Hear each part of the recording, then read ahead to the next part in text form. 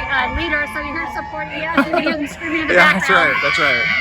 Strippers United is now teaming up with Actors Equity, so you came out to support them. I wanted to also ask you about your race against Mitch O Farrell.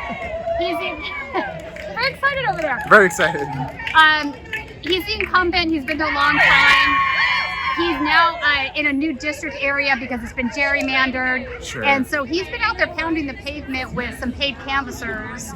I'm sure you're aware of all of that. But you managed to pull ahead in the last primary. And I think probably Mitch is a little bit afraid of you at this point.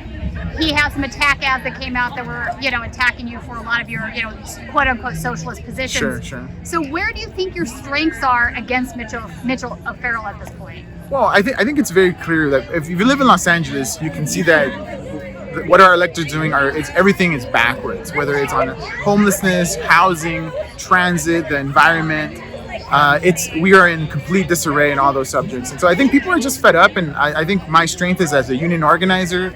I have been part of many fights that change sort of these systems. I've helped pass the hotel workers' living wage in the city and regulations against Airbnb. I've traveled the country doing big, massive campaigns. And so I think people see my background as a conduit of making a change in the city.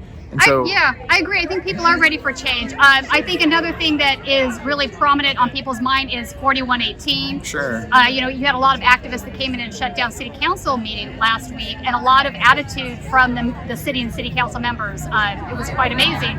So I wanted to ask you about Echo Park. That's in your district.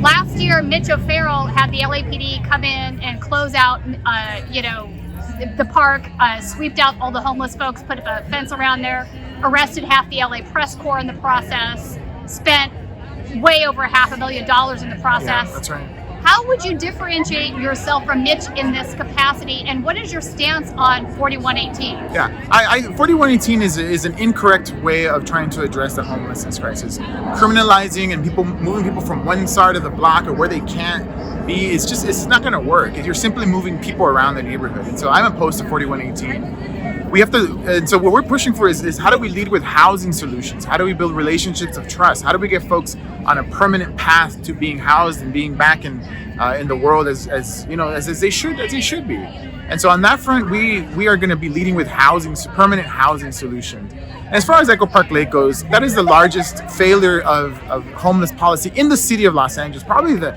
entire nation.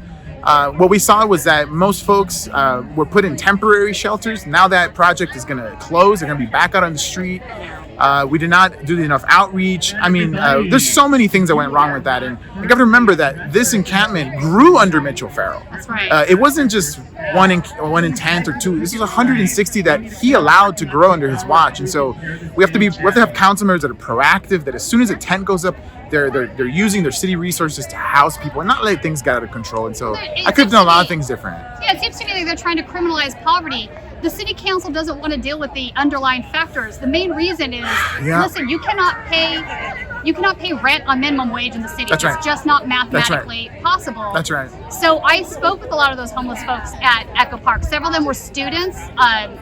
Others had jobs. One they wanted to put into a hotel in Palmdale.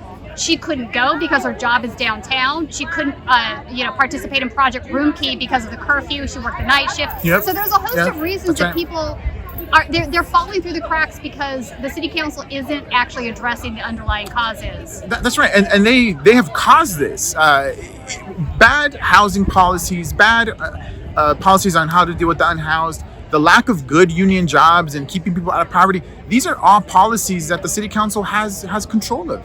And so we've reached this point because of decades of failure. And so to address those issues, it's going to take a real movement of people to try to undo it. And so that's the thing that I think I'm committed to. I've done that my entire life. And so we're really going to address the stem of homelessness and put people to housing. We have to really make tough decisions and be extremely bold. And unfortunately, that's not going to come from the status quo. No, it's not, you see with Caruso and Karen Bass, the same sort of arguments playing out. Real estate development money has long owned politicians in the city. Absolutely. And it's part and parcel to why we're in the position we are. We have no affordable housing, again, and you cannot pay rent on minimum wage. It's just not possible. That's right. Unless these two issues are addressed, I don't think anything's going to change. Yeah, I completely agree. And that's why as a campaign, we're not taking any money from developers.